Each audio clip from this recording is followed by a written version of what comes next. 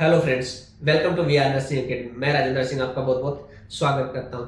आज मैं आपके लिए लेके आ गया हूं जो मिडवाइफरी के अंदर जो ड्रग्स यूज होती हैं, वो सारी ड्रग्स इस वीडियो में आपके लिए बताने वाला हूं, क्योंकि बहुत सारे क्वेश्चंस हैं जो हर एक एग्जाम में पूछे जाते हैं मिडवाइफ से रिलेटेड ड्रग्स के बारे में।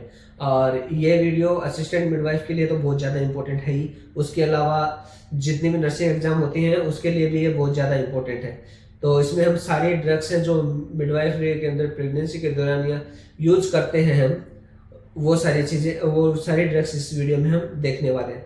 तो वीडियो आपके लिए बहुत ज़्यादा इंपॉर्टेंट होने वाला है, तो वीडियो को शुरू से अंत तक जरूर देखें। तो देखते हैं हम ड्रग्स इन मिडवाइफरी। तो फर्स्ट है अपना फोलिक एसिड, मोस्ट कॉमन है। फर्स्ट है फोलिक एसिड। ये एक तरह का विटामिन है जो ड्यूरिंग प्रेगनेंसी हम देते हैं। क्यों देते हैं, किस लिए देते हैं, सारी चीज़ें हम इसमें देखेंगे। तो ये देते हैं essentially for fetal cellular growth. ये फिटल सेलुलर ग्रोथ है, उसके लिए इसेंशियल होता है, इसलिए देते हैं। ठीक है, इंडिकेशंस देखते हैं इसके। इंडिकेशन में है prevent neural tube defect in infants, like spinal abnormality है, उसको प्रिवेंट करने के, जैसे स्पाइनल अबनॉर्मलिटी में आ गया स्पाइना बाइफिटा ओकल्टा है, तो ऐसी न्यूरल ट्यूब डिफेक्ट को से प्रिवेंट करने के लिए फोलिक एसिड देते हैं। ठीक है, इसका डोज देते हैं उसको 400 माइक्रोग्राम डेली का 400 माइक्रोग्राम हम उसको देते हैं। इसके साइड इफ़ेक्ट होते हैं रैसेस, इचिंग, डायरिया, ये इसके साइड इफ़ेक्ट हो सकते हैं। ठीक है, नेक्स्ट अपना आयरन सप्लीमेंट्स। आयरन सप्लीमेंट है, ये भी किस लिए ज़रूरी है, ये देते हैं essential to increase production of RBS fetus absorb iron to produce blood. यानी कि किसके लिए ज़रूरत है, आरबीसी प्रोड्यूस करने के लिए। एंड ये फिटस होता है जो मदर से वो ब्लड सीक्रेट, मदर से जो आयरन आता है उससे वो बच्चे के अंदर भी जो ब्लड प्रोडक्ट्स हैं वो उनको इंक्रीज करने के लिए या ब्लड बनाने के लिए इसको काम में लेते हैं, आयरन सप्लीमेंट्स को। ठीक है, इंडिकेशंस में देखें ट्रेट्स एनीमिया ड्यूरिंग प्रेगनेंसी के दौरान जो एनीमिया हो सकता है उसको ट्रीट करने के लिए आयरन सप्लीमेंट्स को काम में लेते हैं। मोस्टली तो देखें तो इसमें इसके साथ साथ आयरन रिच डाइट भी लेनी चाहिए प्रेगनेंसी के दौरान। ठीक है, अभी इसका देखते हैं डोज देते हैं कितना, 30 mg एलिमेंटल आयरन। एलिमेंटल मतलब जो अपन खाने के साथ ले रहे हैं या सप्लीमेंट्स ले रहे हैं वो एलिमेंट फॉर्म में लेते हैं। ठीक है, इसलिए यहाँ पे लिखा है 30 mg एलिमेंटल आयरन। ठीक है, इसके साइड इफेक्ट क्या क्या हो सकते हैं। इसका साइड इफेक्ट हो सकता है एब्डोमिनल ब्लॉटिंग। सेकंड हो सकता है स्टूल टर्न ब्लैक कलर का स्टूल आएगा। एंड इसका कॉन्स्टिपेशन हो सकता है, एंड नोजिया हो सकता है, वोमिटिंग हो सकता है, और रेसेस हो सकते हैं। ठीक है, ये सारे साइड इफेक्ट्स के हो सकते हैं आयरन सप्लीमेंट्स के। नेक्स्ट है अपना थर्ड नंबर कैल्शियम सप्लीमेंट्स। ये भी बहुत ज़्यादा ज़रूरी है कैल्शियम सप्लीमेंट। इसके लिए भी प्रेग्नेंट वुमेन है उसको कैल्शियम रिच डाइट लेना चाहिए। ये ड्यूरिंग प्रेगनेंसी और ड्यूरिंग लैक्टेशन पीरियड हम कैल्शियम सप्लीमेंट्स देते हैं। तो इसे है essential for development of bone muscles and nerve cells of fetus के बोन्स को, मसल्स को, नर्व सेल्स को डेवलप करने के लिए कैल्शियम मदर को देते हैं हम। ठीक है, इंडिकेशन देखते हैं। इंडिकेशन में देखो prevent hypertensive disorder and can decrease the risk of numerous problems such as preeclampsia and fetal growth disorder. ये किससे प्रिवेंट करता है, हाइपरटेंसिव डिसऑर्डर होते हैं उनसे प्रिवेंट करता है, या वो न्यूमेरियस प्रॉब्लम्स होते हैं लाइक एज प्रीक्लेम्सिया है, फिटल ग्रोथ डिसऑर्डर है, इससे प्रिवेंट करता है कैल्शियम। ठीक है, तो इसलिए कैल्शियम सप्लीमेंट देने जरूरी है। इसका डोज कितना देते हैं, 500 mg टू 1000 mg डेली, एक दिन का देते हैं 500 से 1000 mg। ठीक है। इसके साइड इफेक्ट क्या हो सकते हैं, साइड इफेक्ट होंगे इसके एब्डोमिनल डिस्कम्फर्ट, नोजिया, वोमिटिंग। ठीक है, ये इसके साइड इफेक्ट हो सकते हैं। नेक्स्ट अपना टोकोलाइटिक एजेंट्स। टोकोलाइटिक एजेंट्स किस काम में क्या होते हैं, ये होते हैं यूटेराइन मसल रिलैक्सेंट्स होते हैं। ठीक है, तो इसमें देखते हैं अपन, inhibit uterine contraction, prevent preterm labour in high risk mothers. इनके जो यूटेराइन कॉन्ट्रैक्शन हैं उनको इनहिबिट करते हैं, रोकते हैं, और प्रिवेंट प्रीटर्म, जैसे टर्म से टाइम से पहले जो डिलीवरी होने के चांसेस होते हैं उसको कम कर देता है। ठीक है, उससे प्रिवेंट करवाता है हाई रिस्क मदर्स के अंदर। ठीक है, तो इसमें देखते हैं इसके एजेंट्स देखते हैं। इसके अंदर एजेंट्स होते हैं कौन से। पहला है बीटा मिमेटिक्स। बीटा मिमेटिक्स में हम इंक्लूड करते हैं रेट्रोड्रिन को इसके अंदर इंक्लूड करते हैं। सेकेंड वन है अल्फा मिमेटिक्स।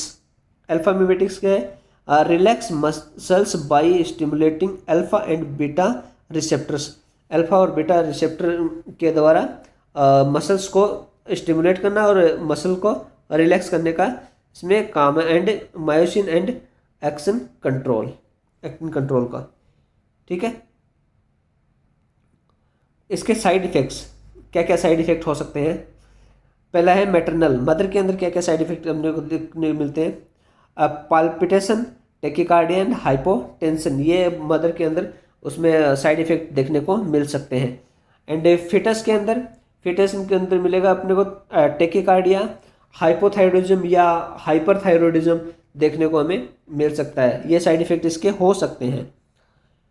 ठीक है, नेक्स्ट कुछ अदर एजेंट्स की हम बात करें तो इसमें है कैल्शियम एंटागोनिस्ट। कैल्शियम एंटागोनिस्ट क्या होता है, antagonise action of calcium in myometrial cell to reduce contractibility.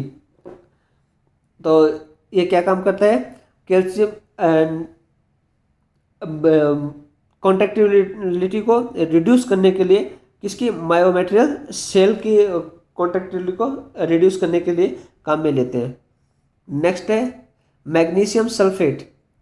Magnesium sulphate क्या होता है, ये काम में लेते हैं control uterine actions. Uterine actions है उसको कंट्रोल करने के लिए मैग्नीशियम सल्फेट काम में लेते हैं। नेक्स्ट एजेंट है प्रोस्टाग्लैंडिन इनहिबिटिंग एजेंट्स। ये होता है inhibit uterine contraction by inhibiting prostaglandin synthesis. इनके यूटेराइन कॉन्ट्रैक्शन को इनहिबिट करता है, किससे, प्रोस्टाग्लैंडिन सिंथेसिस को इनहिबिटिंग करके। ठीक है, नेक्स्ट है नाइट्रस ऑक्साइड। ये क्या करता है, relaxes smooth muscles on off uterus की जो स्मूथ मसल्स है उसको रिलैक्स करने के लिए काम में लेते हैं। नेक्स्ट अपना ड्रग ऑफ चॉइस आ गया ऑक्सीटोसिक्स, ग्रुप ऑफ ड्रग है मिडवाइफ का। तो इससे क्या है, excite contraction of uterine muscles को कॉन्ट्रैक्ट करने के ये काम में लेता है, स्टिमुलेटिंग करने के काम में इसको लेते हैं। ये इसके अंदर इंक्लूड किया गया है 3 फॉर्म, एक ऑक्सीटोसिन, बी प्रोस्टाग्लैंडिन, सी एर्गो डेरिवेटिव्स। अब एक एक करके हम इनको देखेंगे। तो सबसे पहला है ऑक्सीटोसिन। वैसे नॉर्मली देखें तो oxytocin is secrete by posterior pituitary gland, but during pregnancy we need more amount of oxytocin, that cause we are inject oxytocin. Okay, तो इसमें देखते हैं stimulate uterine contraction in labour and childbirth. Uterine contraction labour के दौरान uterine contraction को stimulate करने के लिए ऑक्सीटोसिन को हम काम में लेते हैं। इसकी 3 फॉर्म में पाया जाता है ये। होता है, पहला है सिंटोसिन। सिंटोसिन होता है वो एक एम्पूल के अंदर 5 इंटरनेशनल यूनिट होता है। IM और IV रूट दोनों रूट से हम देते हैं। नेक्स्ट है पिटोसिन। पिटोसिन है, ये भी एक एम्पूल के अंदर 5 इंटरनेशनल यूनिट पाया जाता है होता है, और IM और IV दोनों रूट से हम इसे दे सकते हैं। तीसरी फॉर्म है इसकी सिंटोमेट्रिन। सिंटोमेट्रिन है वो है 50% ऑफ सिंटोसिन और 50% ऑफ एर्गोमेट्रियम, यानी कि 5 international unit of syntocinon and 0.5 mg ergometrine. अब एर्गोमेट्रिन की बात करें तो एर्गोमेट्रिन काम में लेते हैं ब्लीडिंग को कंट्रोल करने में। ड्यूरिंग यूटेराइन ब्लीडिंग होती है, यूटेराइन ब्लीडिंग को रिड्यूस करने के लिए, कंट्रोल करने के लिए हम एर्गोमेट्रिन को काम में लेते हैं। ठीक है, अब देखते हैं इसके इंडिकेशंस।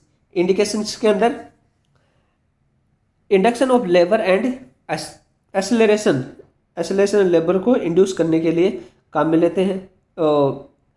ऑगमेंटेशन ऑफ लेबर में, and induction of abortion, inevitable abortion, incomplete और मिस्ड अबॉर्शन में, और इसके अलावा evacuation of vesicular mole like placental abnormality होती है उसके अंदर, and prophylaxis treatment of postpartum haemorrhage. Next third stage of management and oxytocin challenge test, यानी कि कॉन्ट्रैक्शन टेस्ट। ठीक है, ये इसके इंडिकेशंस हैं।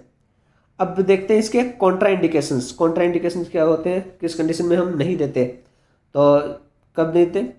fetal distress, cardiac problems, mal presentation like shoulder and brow presentation, and contracted pelvis and previous uterine scar, ये इसके Contra indications है।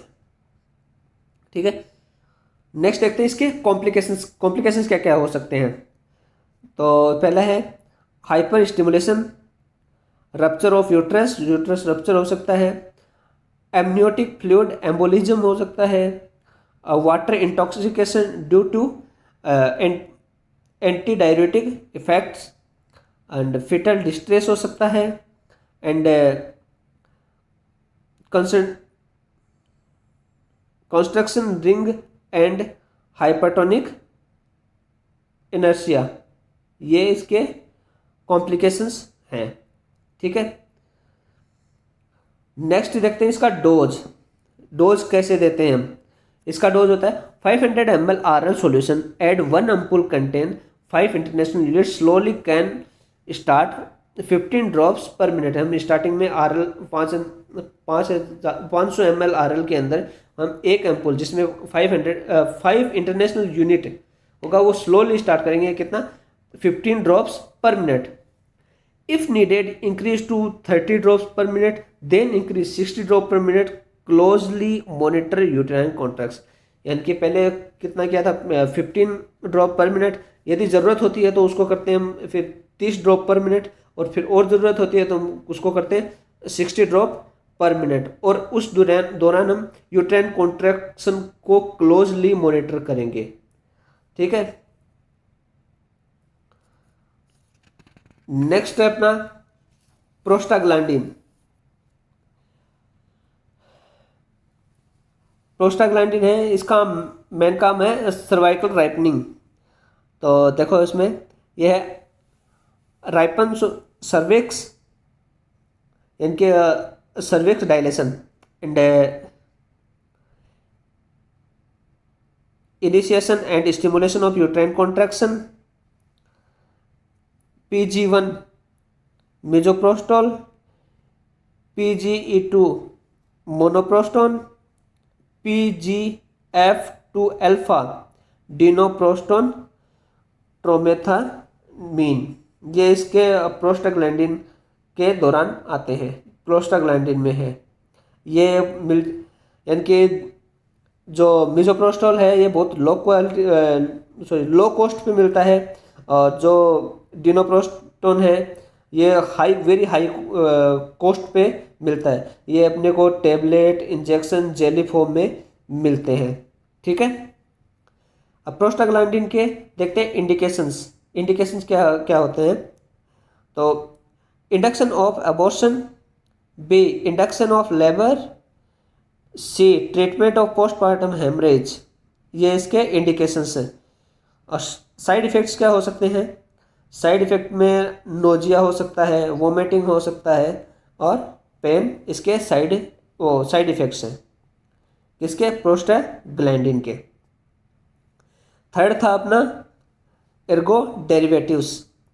एर्गो डेरिवेटिव्स देखें तो अपने इसमें दो टाइप के होते हैं एर्गो डेरिवेटिव्स। पहला है मथार्जिन, दूसरा है एर्गोमेट्रिन। ये दोनों ही किस काम में आते हैं? Control uterine bleeding. Uterine bleeding को कंट्रोल करने के लिए काम में लेते हैं दोनों को, मिथार्जिन और एर्गोमेट्रिन। इसकी डोज देखें तो इसका मिथार्जिन का डोज होता है 0.2 mg, IV या IM दोनों रूट से दे सकते हैं। एर्गोमेट्रिन का डोज देखें तो 0.2 और 0.5 mg IV या IM इसको दे सकते हैं। इसके क्वेश्चंस, सावधानियां क्या हैं? सावधानी देखो, note give in first stage, second stage, prior to crowning of head और ब्रेस्ट डिलीवरी बिफोर क्राउनिंग। यानी कि कभी भी इसको फर्स्ट स्टेज, सेकेंड स्टेज में भी क्राउनिंग से पहले तो किसी भी कंडीशन में ये नहीं देंगे एर्गो डेरिवेटिव्स। ठीक है। नेक्स्ट है administer only after delivery of anterior shoulder और फॉलोइंग डिलीवरी ऑफ बेबी। यानी कि कब देंगे? जब उसका एंटीरियर शोल्डर है वो डिलीवर हो चुका है या फिर बेबी की डिलीवरी हो चुकी है, उसके बाद हम ये एर्गो डेरिवेटिव्स देंगे। उससे पहले कभी भी नहीं देंगे। ये इसके सावधानी है। ठीक है। नेक्स्ट देखो कॉन्ट्रा इंडिकेशंस।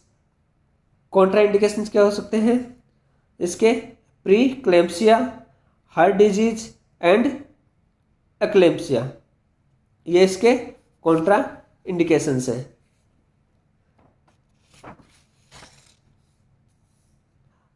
नेक्स्ट देखो अपने इसके साइड इफेक्ट्स। साइड इफेक्ट्स क्या क्या हो सकते हैं? Nausea, vomiting, dehydration. ये एर्गो डेरिवेटिव्स के साइड इफेक्ट हो सकते हैं। ठीक है। नेक्स्ट चलते हैं हम नेक्स्ट मेडिसिन पे चलते हैं, anti hypertensive drugs. Anti hypertensive drug है वो कब देते हैं, क्यों देते हैं, ये देखते हैं अपन। Used in hypertensive disorder of pregnancy. Pregnancy के दौरान कोई हाइपरटेंसिव डिसऑर्डर आते हैं उसके लिए इसको यूज में लेते हैं। तो कौन कौन सी मेडिसिन हैं उसमें? इसमें इंक्लूड करते हैं अपन। पहली है मेथाइल डोपामिन। मेथाइल डोपा क्या काम करते हैं? सेंट्रल और पेरिफेरल एड्रेनर्जिक इफेक्ट के लिए मेथाइल डोपा को काम में लेते हैं। Option B हाइड्रोलाइजिन। हाइड्रोलाइजिन को किस काम में लेते हैं? स्मूथ मसल रिलैक्सेंट के लिए इसको काम में लेते हैं। नेक्स्ट है निफेडिन।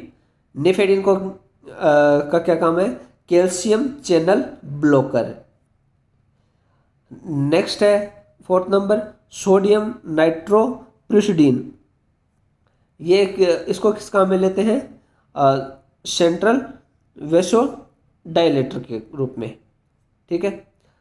नेक्स्ट है लाबेटालोल। लाबेटालोल को कहते हैं अल्फा एंड बीटा ब्लॉकर है ये। ठीक है। नेक्स्ट है ACE इनहिबिटर्स। इसको क्या काम है? Not recommended during pregnancy. इसको प्रेगनेंसी के दौरान रिकमेंडेड नहीं करते हैं ACE इनहिबिटर्स को। ठीक है। ये स्पेशल ध्यान में रखना कौन सी मेडिसिन है जो ड्यूरिंग प्रेगनेंसी नहीं दे सकते। ये क्वेश्चन भी आया हुआ है। तो ACE इनहिबिटर्स हमें ड्यूरिंग प्रेगनेंसी नहीं देते। ठीक है। ये मोस्ट इंपॉर्टेंट क्वेश्चन है, एक बार नहीं कई बार आ चुका है ये। नेक्स्ट मेडिसिन देखें anti convergent. Anti convergent drugs में पहली है मैग्नीशियम सल्फेट और एप्सम सॉल्ट्स, ये है यूज फॉर एक्लेम्सिया, एक्लेम्सिया वाले पेशेंट, एक्लेम्सिया से प्रिवेंट करवाने के लिए इसको यूज में लेते हैं। न्यूरोप्रोटेक्टर के रूप में लेते हैं, वेसोडाइलेटर के रूप में लेते हैं। एंड इसमें जैसे डाइजापाम है, सेंट्रल मसल रिलैक्सेंट है, और फेनिटोइन है, ये सेंट्रली एक्टिंग एंटी कन्वर्जेंट, ये ठीक है, सेंट्रली एक्टिंग कन्वर्जेंट है। नेक्स्ट मेडिसिन देखते हैं डाईयूरेटिक्स। डाईयूरेटिक्स में इंक्लूड करते हैं पहला फ्रूस्टामाइड, यह मोस्ट कॉमनली फ्रूस्टामाइड ही यूज में लेते हैं, मोस्ट कॉमनली यूज, ठीक है, मैक्सिमम टाइम हम फ्रूस्टामाइड ही यूज में लेते हैं डायूरेटिक के रूप में, और इसका डोज होता है 20 to 40 mg, ठीक है। नेक्स्ट है स्पिरिनोलेक्टोन, ये होती है अपने लोब डायूरेटिक्स, और एक होते हैं इसके साथ थियाजाइड, ये हम एंटी डायूरेटिक के रूप में काम में लेते हैं प्रेगनेंसी के दौरान। नेक्स्ट है एंटीकोगुलेंट्स, एंटीकोगुलेंट के रूप में पहला नाम आता है हिपेरिन का। एंटीकोगुलेंट ये जो मदर के अंदर कोई क्लॉटिंग ना बचे उसके लिए ये काम में लेते हैं। तो इसका डोज होता है 5000 से 10,000 इंटरनेशनल यूनिट, ठीक है। ये mostly use to reduce blood clotting formation in the women, women के अंदर जो ब्लड क्लॉटिंग की फॉर्मेशन होती है उसको रिड्यूस करने के लिए इसको काम में लेते हैं। एंड एक और मेडिसिन है जो है वारफेरिन, लेकिन फर्स्ट ड्रग ऑफ चॉइस आती है इसके अंदर हेपेरिन, ठीक है। मिडवाइफ के अंदर क्लॉटिंग को रोकने के लिए फर्स्ट ड्रग ऑफ चॉइस आती है हेपेरिन ओनली, ठीक है। सेकेंड ऑप्शन आता है वारफेरिन, ठीक है। आज के लिए इतना ही। Thanks for watching. Please like, share and subscribe the channel. Press the bell icon for further notifications. If any query, you comment me, या फिर मेरे सोशल मीडिया पे आप मुझे कांटेक्ट कर सकते हैं, या मेरे व्हाट्सएप नंबर पे आप मुझे कांटेक्ट कर सकते हैं। आपको किसी प्रकार की हेल्प चाहिए, जैसे मटेरियल चाहिए, डाटा फ्लो वगैरह प्रोसेस करवाना है, तो उसके लिए आप मुझे कांटेक्ट कर सकते हैं। और हाँ, इससे रिलेटेड क्वेश्चंस मैं इसके नेक्स्ट वीडियो में आपके लिए लेके आ रहा हूँ, तो वो भी आपके लिए बहुत ज़्यादा इंपॉर्टेंट होगा। तो इसके अकॉर्डिंग आप ये सारे रीड किए, आगे क्वेश्चंस है ये इसी के बेस पे सारे के सारे क्वेश्चंस आते हैं। तो ठीक है, ये वो वीडियो भी आप जरूर देखना, ठीक है। Thank you.